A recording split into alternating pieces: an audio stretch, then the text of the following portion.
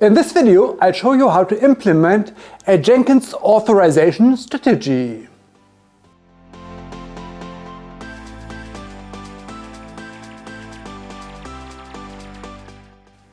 Hi, it's Stefan from Deep the Ocean, where we help you getting rid of your software monolith or your legacy software application. If you're new here, make sure to click the subscribe button, and all the links I mentioned in the video you will find in the comments below. In case you still have open questions after the video, make sure to leave me a comment. I'm happy to help. And if you like the video, make sure to give me a thumbs up. That does make a difference. So let's jump into it. This is the 5th video of my Jenkins series. So if you're interested in Jenkins generally, make sure to watch the other parts. Do you know the situation that you see projects in your Jenkins that you're not responsible for? That gives me the strange feeling that somebody might be able to do something in my projects that he's not allowed to. Scary, right? In this video, we'll work on a scenario that has 2 microservices and 3 environments: dev, test and prod. We'll use OpenLDAP to set up all the users in groups accordingly. Jenkins will be set up in a way that the microservices are separated, and we even can separate the different environments for the teams. The next step is probably to separate the different jobs in Jenkins list views so that you increase the structure of all the jobs. I will be covering this in the bonus at the end of the video, so make sure to stick till the end. Let me now take you to my magic board to walk you through the architecture. So we're having a Jenkins.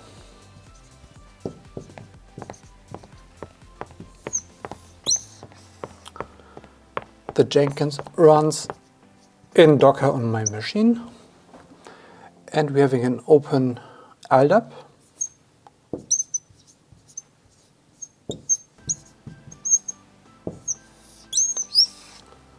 That is also Dockered on my machine.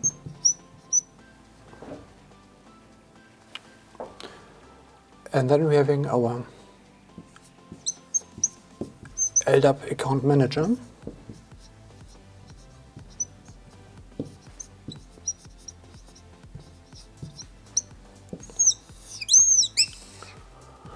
Which is nothing more than a client for the LDAP so that we can add the data.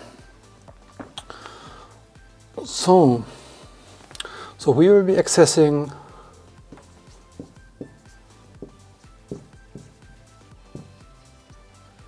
the Jenkins in a browser, so that we are saying we're using localhost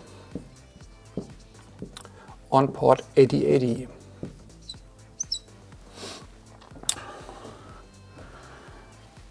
And we also use the browser to access the LDAP account manager, and for this we are using localhost 8081. Basically, the Jenkins will talk to the OpenLDAP, and it will use the Docker bridge network. So this is then on the IP address 172.17.0.2 on the port 1389, and the same we're having here.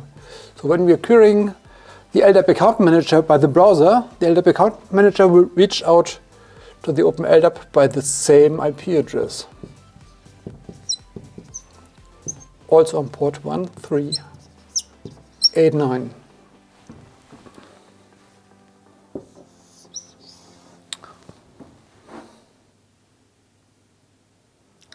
Let's now go to the notebook and see how we can set up OpenLDAP and the LDAP account manager.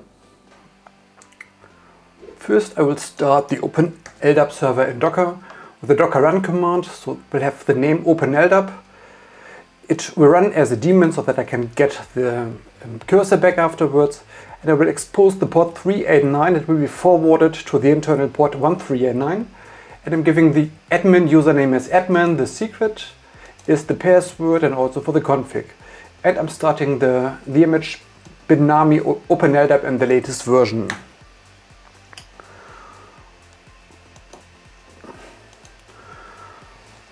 So we want to access it afterwards from the LDAP account manager. And for this, we need to have the bridge adapter of the Docker.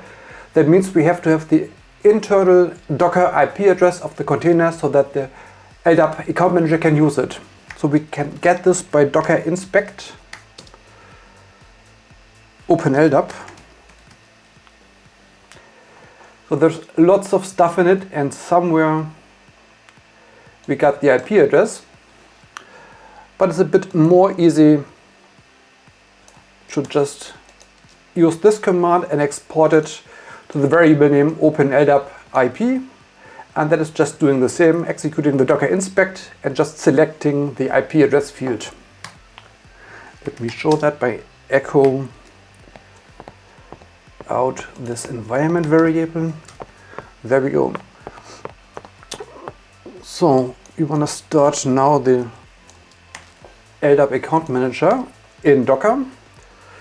So here I'm saying I want to use the port 8081 for accessing it from my PC, since 8080 is already blocked by Jenkins, and it will be forwarded to the port 80 internally. I'm setting the LDAP base DN, so this is basically the way how the LDAP account manager connects to the OpenLDAP, and I want to connect to the DC example DC.org, which is the base DN. And here we're seeing the LDAP server that we're connecting to, and this exactly takes this Docker internal IP address on the port 1389, which is the internal port since we're already on Docker, right? And we're just using the admin as the admin user for that. And the image is LDAP account manager lam. Let us now add the users and the groups for our two microservices, users and payment. Now I'm opening the LDAP account manager on port 8081 and I'm logging in with my password and the admin user. So now we need to create a couple of users and groups. So basically we're having two microservices. One is the user service, the other one is the payment service. And we're having two groups for each. One is the dev group, the other one the DevOps group, and we will have one user per group, just in this test scenario. So let me go here to the LDAP import export.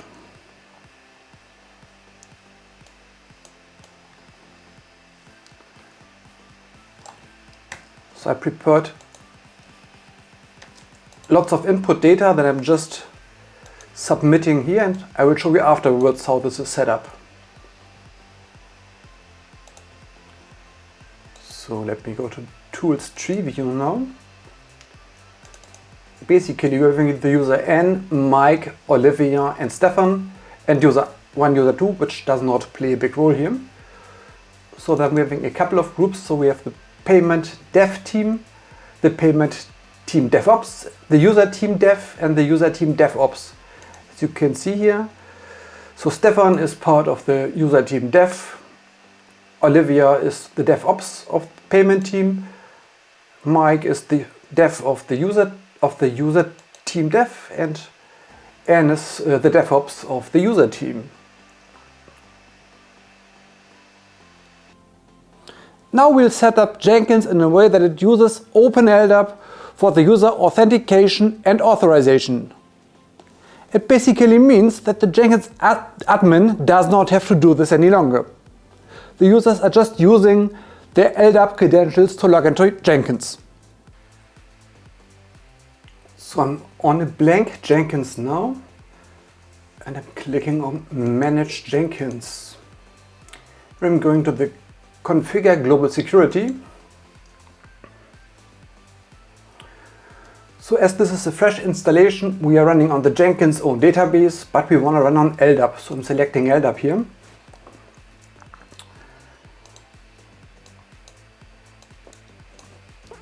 So now it's getting a bit tricky. When we are entering the server, we are seeing it connects to the server and the error message is gone, which is fine, but we have to specify some advanced server configs, which you normally will get from your LDAP administrator. Let me just provide you all the details that we need here for our OpenLDAP. So I created all the groups and rules under the root dn dc example dc org. And that should normally be fine. I'm also adding a little bit below the manager dn that you need in case your LDAP search is not anonymously available. So then the Jenkins can log in using this admin dn and the password. And this would also be very good, but not good enough. So there is the display name that we want to set to display uppercase name, since this is just the name we're having in the OpenLDAP, and the mail is fine. So that should be it for the moment. So let me test that. I'm clicking on test LDAP and I'm saying, well, I'm Stefan and I'm providing my secret password. And there we see all looks very, very good. Then let me go to the authorization area. So here we have currently configured anyone can do anything, but we want to go for project-based matrix authorization. So the main idea is that the users of a specific project can only see their jobs and not all of the other jobs, and they can only access what they're allowed to access. So let me firstly add myself as an admin. So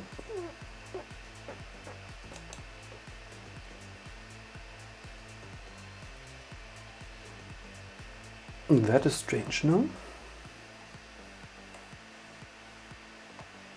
Maybe let me save this and then just get back in.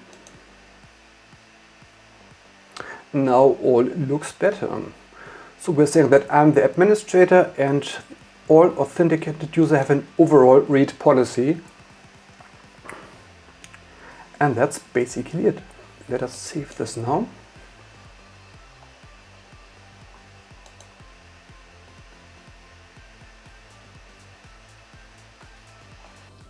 We can now set up the microservice specific authorizations in the Jenkins folders. I'm now creating a couple of folders, basically one folder per project and environment, or per microservice and environment. So we are starting with the payment microservice and we're having the environments dev, test, import. So I'm clicking on new item, I'm providing the name payment dev and I'm saying it's a folder and I'm clicking OK. Then I'm clicking on enable project-based security and I'm adding my OpenLDAP group for the dev team and also for the DevOps team. And on my dev environments, the developers are allowed to do everything and the DevOps team also. So I'm saving this. Now we are in the folder for the payment dev. We want to create another folder on the same level, so we have to go up firstly. I'm clicking the next item, which is payment test, which is a folder. Here I'm also enabling the project-based security and I'm adding both groups. So on my test environment, also the dev team and the DevOps team are allowed to do everything. You have to see what's the matter in your case. It could well be that maybe the dev team is not allowed to do the credentials, or maybe you're saying the build has to be done by somebody else, but in my case, as I said, they can do everything. And the next one is then payment prod environment.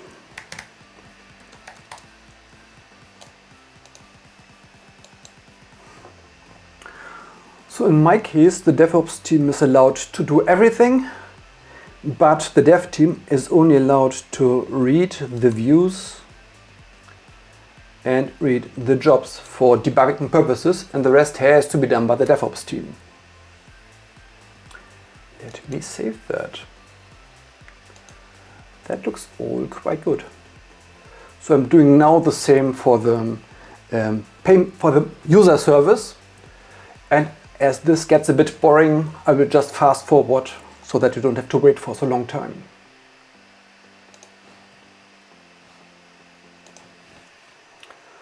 So now I'm going to create all the build jobs that we need to see what's going on here. So for the dev environment, we certainly need a build job.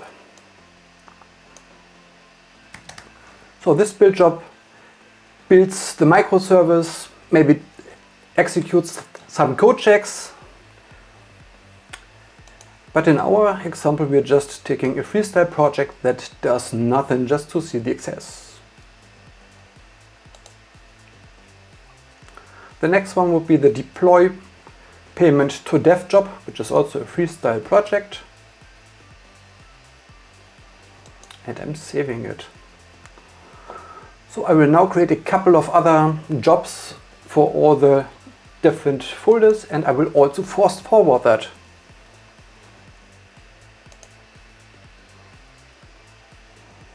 So now we're having a job, one or two jobs in each of the folders. So in the payment, we are having the build and the deployment.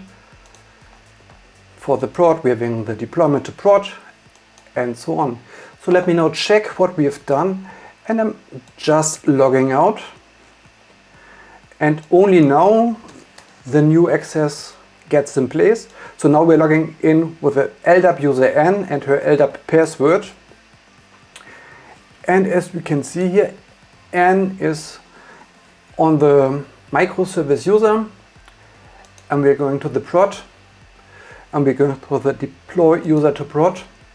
We can see that she has the build now menu item so that they can start the job, since she is on the DevOps team.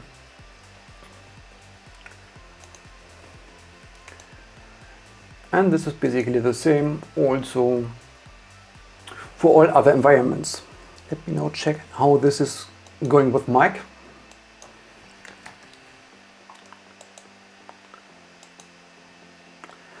Since Mike is a developer on the user team, and he is also able to build the user project, and he can also deploy it to the dev environment. Let us check for the test. He can also go to the deploy user to test and click on build now. But when it comes to production, he can still see all the stuff but not execute the build job any further. Let us now also check for Olivia.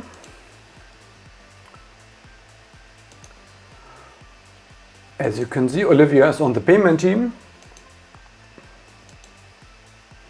and she's on the DevOps team, since she can click the build now button in the prod environment. In the beginning, I've promised you a bonus. We have set up a couple of Jenkins jobs now so that it does not look clean any longer.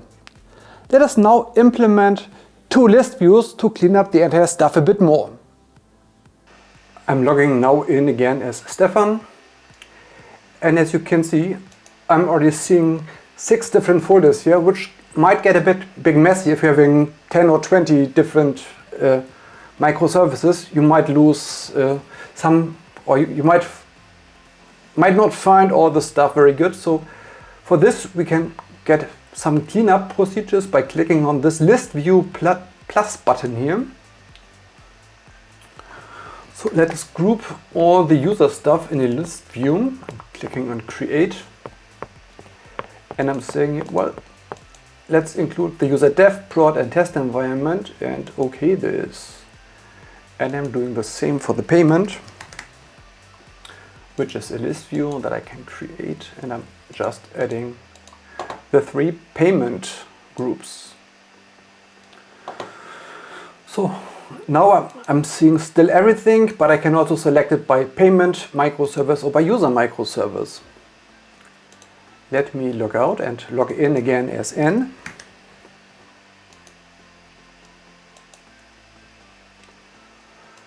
So as N is working on the user team, she can also see the list view for the users, but not for the payment.